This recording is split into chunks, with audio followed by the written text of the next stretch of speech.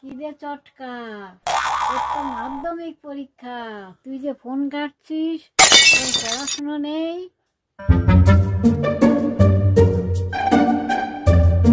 আরে ঠাকুমা, যে স্কুলে মাধ্যমিকে সিট পড়েছে সেই স্কুলে মাস্টারদের মেয়েদের পাঠানোর চেষ্টা করছি, যাতে পরীক্ষার হলে কোনো অসুবিধা না হয়। No, no, no, no.